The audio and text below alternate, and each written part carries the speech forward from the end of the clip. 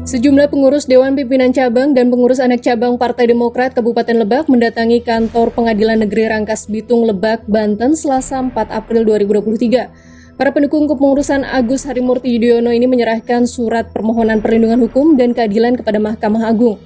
Hal ini dilakukan sebagai bentuk penolakan kepengurusan hingga upaya peninjauan kembali sengketa Partai Demokrat yang dilakukan kubu Muldoko.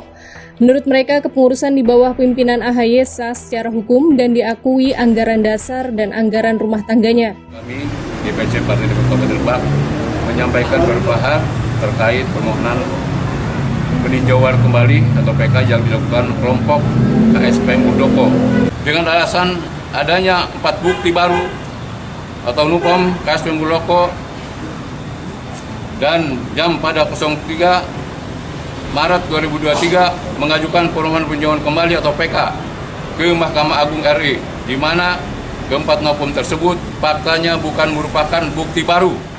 Sementara itu, Menteri Hukum dan HAM Yasona Lawli mempersilahkan kubu Muldoko mengajukan peninjauan kembali atas penolakan kasasi gugatan pengurus Demokrat hasil KLB Deli Serdang, Sumatera Utara.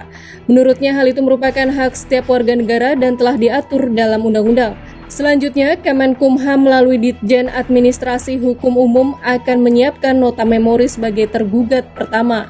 Ya, itu sesuai ketentuan hukum yang berlaku. Kita harus taat hukum, ini negara hukum.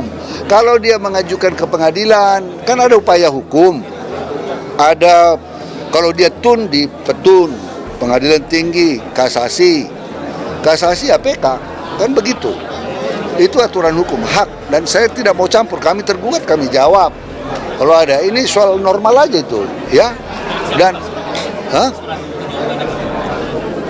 iya, nanti akan kita buat lah, itu urusan Dirjen AHU lah itu. Pengajuan peninjauan kembali atau PK yang diajukan kubu Muldoko pada 3 Maret lalu diungkapkan Ketua Umum Partai Demokrat AHY pada Senin. Pengajuan itu 1 hari setelah Partai Demokrat mendeklarasikan dukungan terhadap Anies Baswedan. AHY menyebut tim hukumnya menyerahkan kontra memori atas PK kubu Muldoko. AHY menilai ada upaya serius untuk menggagalkan pencalonan Anies Baswedan sebagai capres di Pilpres 2024 dan memecah koalisi perubahan. Jika PK yang diajukan ke MA dimenangkan kubu Muldoko, maka otomatis kepengurusan yang diakui adalah Partai Demokrat hasil KLB Deli Serdang dengan Muldoko sebagai ketua umum. Sikap Muldoko sangat mungkin berbeda dengan AHY sehingga akan berpengaruh pada koalisi perubahan. Apabila Demokrat tidak lagi di koalisi perubahan, maka syarat pengajuan capres menjadi tidak terpenuhi.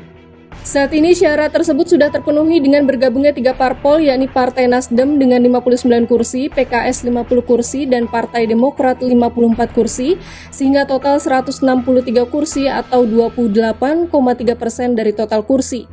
Jika Muldoko menang dan menarik dukungan Partai Demokrat di koalisi perubahan, maka 54 kursi hilang, sehingga tinggal 109 kursi atau kurang dari 115 kursi yang menjadi pengajuan Capres 2024.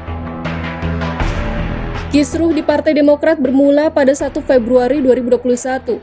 Saat itu AHY menyebut ada gerakan yang mengarah pada upaya pengambil alihan kepemimpinan Partai Demokrat.